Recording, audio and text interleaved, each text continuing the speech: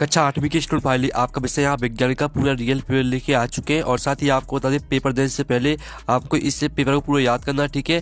और साथ ही आप लोग वीडियो को यहाँ पर लाइक कर लीजिए और चैनल को सब्सक्राइब कर लीजिए। आप यहाँ पर देख लीजिए, राज्य शिक्षा केंद्र मध्य प्रदेश भोपाल अर्धवार्षिक मूल्यांकन सत्र 2025-26 विषय विज्ञान हिंदी माध्यम। समय आपका 2.5 घंटे रहेगा। कक्षा 8 और पूर्णांक आपका 60 नंबर का रहने वाला है। पूरा आपका रियल पेपर है। और साथ ही इस वीडियो को आपको अपने दोस्तों तक शेयर कर देना, जिससे वो भी यहाँ पर 60 नंबर लेके आ सके विषय विज्ञान के पेपर में, ठीक है। तो चलिए आपका विषय विज्ञान पेपर देख लेते हैं। तो आपके बहुविकल्पी प्रश्न आते हैं 1 से 5 तक, ठीक है। तो आपको यहाँ पर ध्यान से देखना है।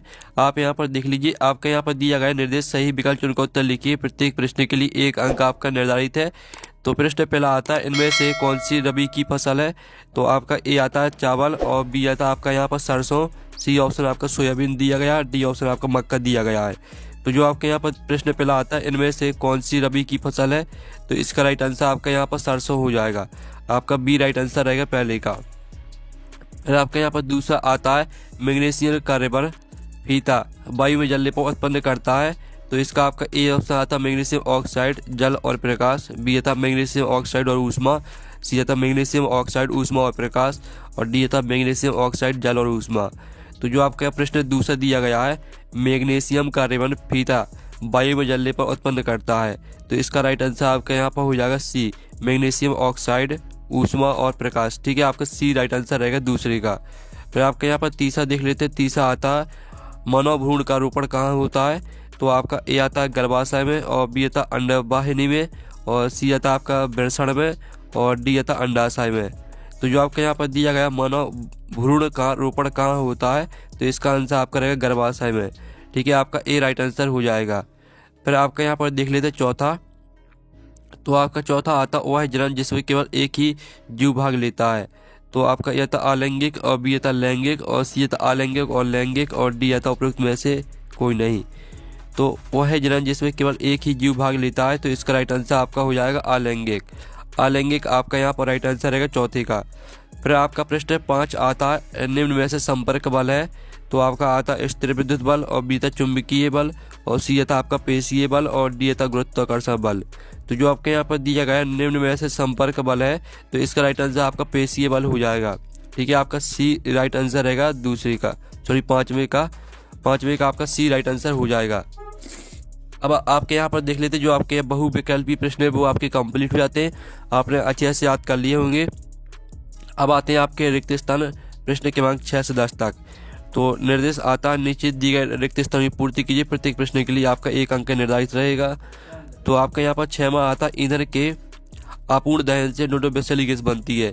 तो यहाँ पे ईंधन के अपूर्ण दहन से आपकी कार्बन मोनोऑक्साइड गैस बनती है, ठीक है। कार्बन मोनोऑक्साइड, ठीक, कार्बन मोनोऑक्साइड आपका यहाँ पर इसका राइट आंसर रहने वाला। आप यहाँ पर देख लीजिए कार्बन मोनोऑक्साइड, ठीक है। इसको आपको अच्छे से याद कर लेना। ईंधन के अपूर्ण दहन से कार्बन मोनोऑक्साइड वैसेली गैस बनती है।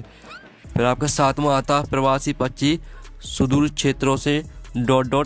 परिवर्तनों के कारण पलायन करते हैं। तो यहाँ प्रवासी पक्षी सुदूर क्षेत्रों से जलवायु परिवर्तनों के कारण पलायन करते हैं। तो जलवायु आपका यहाँ पर राइट आंसर रहेगा, ठीक है। जलवायु आपका यहाँ पर हो जाएगा 7वें का आंसर। फिर आपका 8वां देख लेते हैं। तो प्रश्न 8 आता, मेढक में टेडपोल से वयस्क में रूपांतरण डोडो कहलाता है। तो मेढक में टेडपोल से वयस्क में रूपांतरण आपका कायांतरण कहलाता है, ठीक है। कायांतरण आपका यहाँ पर राइट आंसर हो जाएगा, कायांतरण, ठीक है। आपका आंसर रहेगा 8वें का। फिर आपका 9वां आता है, किसी चुंबक का उत्तरी ध्रुव दूसरे चुंबक के उत्तरी ध्रुव को डोडो करता है। तो यहाँ पर प्रतिकर्षित करता है। प्रतिकर्षित आपका यहाँ पर राइट आंसर रहेगा, ठीक है। प्रतिकर्षित, ये आपका 9वें का आंसर हो जाएगा। फिर आपका यहाँ पर 10वां आता है, सामान से लदी ट्राली को चलाने के लिए हमें उस पर ... पड़ता है। तो यहाँ पर सामान से लदी ट्राली को चलाने के लिए हमें उस पर बल लगाना पड़ता है, ठीक है। बल लगाना पड़ता है आपका पहले से लिखा, बल लगाना आपका आंसर हो जाएगा 10वीं का। तो इस तरह से आपकी जो यहाँ पर रिक्त स्थान है वो कंप्लीट हो जाते हैं। आपने अच्छे से याद कर लिए होंगे। अब आते हैं आपके अतिलिखित प्रश्न 11 से 16 तक। तो 11वां आता, रबी की फसल किस ऋतु में उगाई जाती है। कोई दो रबी फसलों के नाम लिखिए। और वन माता सीमा की मां ने सुनार से अपनी चांदी की चूड़ी पर सोने की परत चढ़ाने को कहा। सुनार ने किस क्रिया द्वारा चूड़ी पर सोने की परत चढ़ाई होगी, लिखिए। 13वां आता दहन के लिए किस गैस की आवश्यकता होती है। और 14वां आता किन्हीं दो राष्ट्रीय उद्यानों के नाम लिखिए। फिर आपका 15वां आता अमीबा में किस विधि द्वारा नए जीव का विकास होता है। फिर आपका यहाँ पर 16वां देख लेते हैं। 16वां आपका यहाँ पर दिया है, कविता ने देखा उसकी माँ अनाज को छान रही थी, वह अनाज के छोटे कण नीचे गिर रहे थे, नीचे की ओर गिरने किस बल का उदाहरण है। इस बल का एक अन्य उदाहरण भी लिखिए। तो चलिए आपके यहाँ पर 11 से लेकर, ठीक है, आपके 11, 12, 13, 14, 15 और जो 16 आपका दिया गया है। तो चलिए हम 11 से लेकर 16 तक के आंसर देख लेते हैं। तो स्टूडेंट, जो आपका 11 प्रश्न यहाँ पर दिया गया था, रबी की फसल किस ऋतु में उगाई जाती है, कोई दो रबी फसलों के नाम लिखिए। तो इसका उत्तर आपका यहाँ पर रहने वाला, रबी की फसलें सामान्यतः शीत ऋतु जाड़े के समय मौसम में उगाई जाती है। और दो रबी फसलों के नाम आपके गेहूं और चना हो जाएंगे। फिर आपका जो 12वां प्रश्न दिया गया था, 12वें प्रश्न देख लीजिए। तो इसका उत्तर रहेगा, सुनार ने चांदी की चूड़ी पर सोने की परत चढ़ाने के लिए विद्युत लेपन क्रिया का उपयोग किया होगा। ये आपका 12वें प्रश्न का उत्तर रहेगा। फिर जो आपका 13वां प्रश्न दिया गया था, दहन के लिए किस गैस की आवश्यकता होती है। तो दहन जलने के लिए ऑक्सीजन गैस O2 की आवश्यकता होती है। ये आपका 13वें प्रश्न का आंसर। जो आपका 14वां दिया गया, किन्हीं दो राष्ट्रीय उद्यानों के आपको नाम लिखने थे। तो कान्हा राष्ट्रीय उद्यान और बांधवगढ़ राष्ट्रीय उद्यान, ये आपके दो राष्ट्रीय उद्यान हो जाएंगे। और जो आपका 15वां दिया था, अमीबा में किस विधि द्वारा नए जीव का विकास होता है। तो अमीबा में द्विखंडन विधि द्वारा नए जीव का विकास होता है। यह आलैंगिक जनन की एक विधि है। ये आपका 15वें प्रश्न का उत्तर रहेगा। और जो आपका 16वां प्रश्न दिया था, कविता ने देखा कि उसकी माँ अनाज को छान रही है थी, अनाज के छोटे कण नीचे गिर रहे थे, कणों का नीचे की ओर गिरना किस बल का उदाहरण है। इस बल का एक अन्य उदाहरण भी लिखिए। तो चलिए आप यहाँ पर देख लीजिए। इसका उत्तर कणों का नीचे की ओर गिरना गुरुत्वाकर्षण का उदाहरण है। इस बल का एक अन्य उदाहरण पेड़ से फल का नीचे गिरना या किसी वस्तु को ऊपर फेंकने पर उसका नीचे गिरना। ये आपके यहाँ पर 16वें क्वेश्चन तक के जो आंसर है वो आपके कंप्लीट हो जाते हैं। अब आते हैं आपके लघु उत्तरीय प्रश्न 17 से 22 तक। तो 17वां आता जीवाणु मिट्टी की उर्वरता को बढ़ाने में किस प्रकार सहायक है। फिर आपका 18वां था, किसी सर्दी जुकाम रोग से पीड़ित व्यक्ति के संपर्क में आने पर हम भी उस रोग से पीड़ित हो जाते हैं, क्यों ऐसे रोगों को किस किस श्रेणी में रखा गया है। फिर आपका आता 19वां, रेड डाटा पुस्तक क्या, लिखिए। और फिर आपका आता 20वां, लैंगिक जनन तथा अलैंगिक जनन में क्या अंतर है, इसके दो उदाहरण दीजिए। फिर आपका यहाँ पर 21वां आता है, कायंत्रण किसे कहते हैं। 22वां आता है, एक औजार बनाते समय कोई लोहे के गर्म टुकड़े को हथौड़े से पीटता है, पीटने के कारण लगने वाले बल लोहे के टुकड़े को किस प्रकार प्रभावित करता है। तो चलिए आपके यहाँ पर 17, 18, 19, 20, 21, 22 जो इनके आंसर है वो देख लेते हैं।